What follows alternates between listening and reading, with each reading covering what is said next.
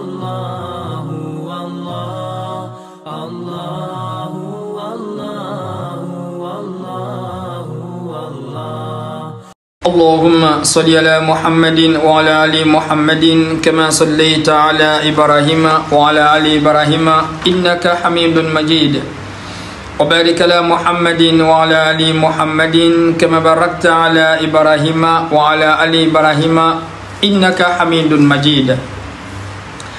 Donc on était dans le verset, le dernier verset de la sourate Luqman, Luqman Hakim, le sage. Inna Allah indahu ilmu sa'a, Allah il a la connaissance de l'heure. Wa yunazzilu al-ghayth, il sait, c'est-à-dire il fait descendre la pluie salvatrice. Wa ya'lam ma fil arham. J'allais m'atteler sur cette partie. Allah n'a pas dit wa ya'lam man fil arham, il dit wa ya'lam ma fil arham. Il y a une différenciation entre ma et man. Inna Allah indahu ilmu sa'a, a lui la connaissance de l'heure. Wa yunazzilu al-ghayth, il fait descendre la pluie salvatrice. Wa ya'lam ma fil arham. Il n'a pas dit wa ya'lam man fil arham seulement de façon simple, mais il dit wa ya'lam ma. Le ma est plus profond que man. Si on dit le man, c'est la connaissance superficielle. Si on veut dire de l'échographie, à 6 à 7 mois, on dit l'enfant il sera là, c'est ses femmes mais ses garçons. Alors il y a man fil arham. On avait traduit avant dans les tafsir, souvent d'autres expliquaient man fil arham, il sait si c'est garçon mais c'est femme. Non, le verset est plus vaste que ça. Man fil arham, il sait ce qui est dedans. Bien que le cesse prend, mais il y a d'autres choses qui rentrent en ligne de compte. Et le prophète sallallahu alayhi wa sallam, quand Allah fait descendre toutes les bénédictions seigneuriales sur lui, il nous a expliqué. Et il a donné le tafsir de ce verset-là. Le prophète, le sincère et le véridique, nous a fait ce discours.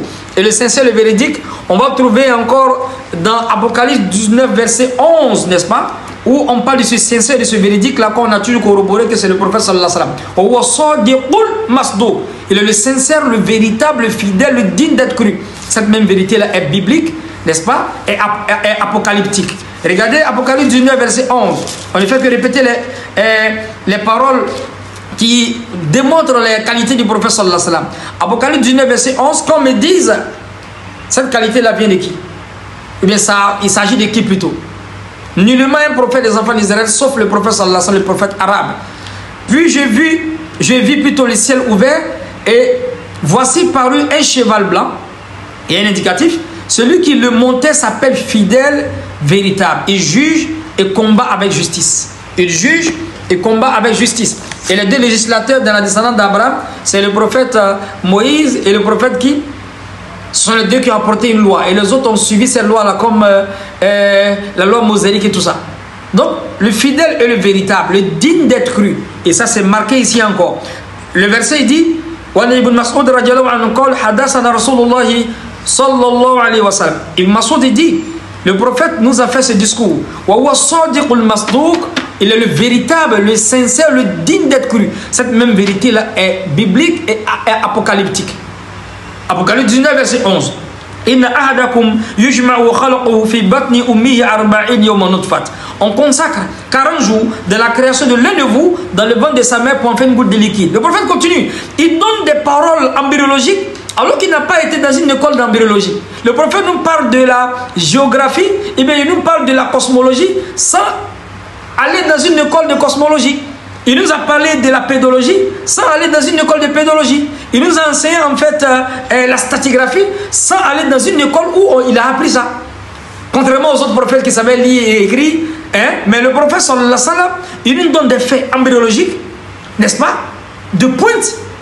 Aucune personne ne peut dire que, eh bien, il n'y a pas une personne qui va dire que ça, le prophète l'a imaginé depuis 1400 ans.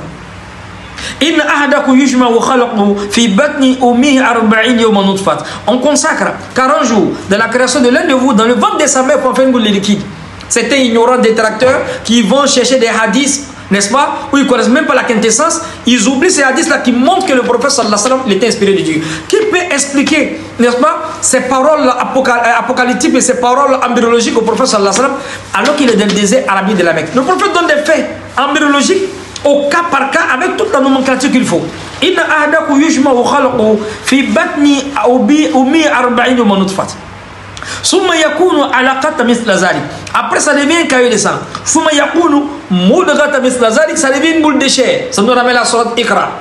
Iqra bi ismi rabbika allazi khalaq, khalaqa insan min alaq. El alaq, la sangsue, quelque chose qui s'accroche. El alaq. Le prophète en tête détaille ici. ثم يكون مضغة مثل ذلك. Après ça devient une boule de chair mastiquée. Après le prophète dit ثم يرسل الملك فينفخ في روح ويؤمر بأربع كلمات. Après Allah envoie l'ange qui vient lui insuffler l'esprit. Bi risqi wa ajali wa amali wa shaqina wa sa'id, qui va venir insuffler l'esprit, il va venir écrire 4 choses, n'est-ce pas? Et bi risqi, sa subsistance. Wa ajali, et ça s'explique la subsistance. Wa ajali, la durée de sa vie. Wa amali, il va devenir quoi sur la terre? Wa shaqina wa sa'id, quel est le bien qu'il va avoir et quel est le mal qu'il va avoir. Ça fait partie du destin.